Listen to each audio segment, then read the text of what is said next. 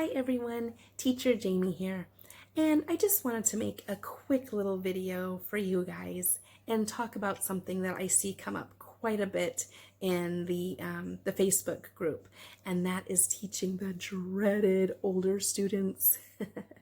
And I know that it can be intimidating sometimes, but I just wanted to share with you some tips that I found help me out when I'm teaching those older students. Now, I am in no way, shape, or form an expert on the matter.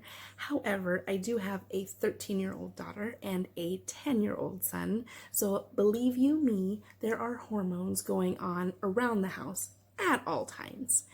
Not to mention, I am a substitute teacher and I have been spending a lot of time with the middle school kids this year. That can be a good thing and a bad thing all at the same time. Anyways, something that I've really found with this age group, the older kids, is that they are really kind of coming into their own personalities. So something that I found really helps me with teaching the older group students is really trying to adjust my personality to fit their personality. And I know that sounds so simple, right? But sometimes it can be a little bit tricky because you're really not sure what their personality is because we only have a certain amount of time with them. The first thing I do is, before I even turn on the camera, I see what is it that they're doing. Are they doing something special, like playing music or listening to music, or maybe they're joking around with their family behind them?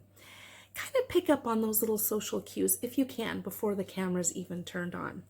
Once the camera's on and you are introducing yourself to the student, kind of pick up on those social cues. What is their personality like? Are they very kind of timid and shy, quiet, more kind of like let's get to business kind of personality? Or are they kind of rambunctious and laughing and wanting to joke around already? You can kind of tell their personalities a little bit. Some more than others, of course, because sometimes you can't really tell. But if you can kind of pick up on those little social cues, that will help you adjust your personality to fit their personality. So someone that's very quiet and shy, I'm not going to be trying to joke around with them and, kind of be loud with them. I might soften my voice a little bit, kind of trying to take their social cues and see how I can fit my personality to make them feel comfortable. If there's someone that's that's kind of loud and you can kind of tell is very outgoing, then I'm going to be a little bit louder and a little bit more outgoing. You can still teach the same material, the same extensions. It's just the way that you come across to them. Because the last thing you want to do is make them feel uncomfortable, because they're already dealing with all kinds of stuff that they don't even understand within themselves. So if we can make them feel comfortable and at ease with being in the class just by being themselves, then that's kind of what we're trying to aim for. If they can feel accepted and, really understood, then that's going to make a better environment for them to be sitting in for 25 minutes. I've had students tell me at the beginning of class that they're tired or maybe they had a bad day. And so I really try to make it a point to make that person happy, but in a way that I can tell makes them feel comfortable. And at the end of the class, I always ask that student, are you feeling better now? Are you feeling happy? Because really, that's what our goal is, right? Not only to educate, but to make them feel good about themselves. And at this age, at the older ages, they really are kind of struggling with that already. So if we can make them feel good about themselves in any way that we can, then we're doing a great job and we are being heroes, right? Anyways, so I kind of try and think of it like, how would I approach my kid? So if my daughter comes home from school, she's 13, I'm not going to say, hey, Raina, how was your day at school today? What did you do? Anything exciting? She might look at me like this. Really? Yeah, and I kind of wouldn't blame her because she's 13 and I don't want to talk to her like she's a 4 or 5-year-old, right?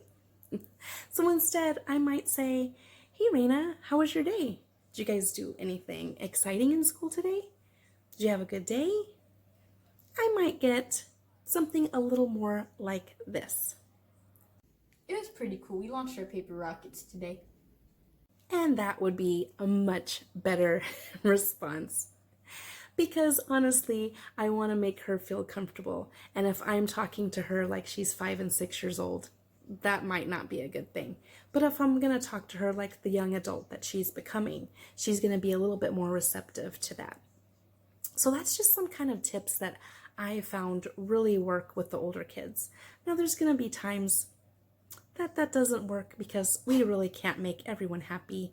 And it's hard sometimes in that short amount of time to really find out what it is that makes them happy or maybe makes them feel comfortable. We might not be able to do that in that short amount of time. But if you can kind of pick up on those social cues and really kind of adjust your personality to fit theirs, I found that really helps a lot and just making everyone all around feel comfortable. Now, if you have a class of 10 and 11-year-olds that are all goofy and having a great time, then absolutely make animal sounds, make them sing, make them be goofy because that's what they want. And there is nothing wrong with that because, hey, I'm still a big kid. So, anyways, you guys, like I said, I'm no expert, but those are just some things that might help you in your classroom like they've helped me. Something so simple as just taking the time to really kind of understand maybe what's going on there in their head in a quick manner because we don't have that much time. But anyways, I hope that helps. I will see you guys in the classroom, hopefully. Happy teaching, and I will see you later.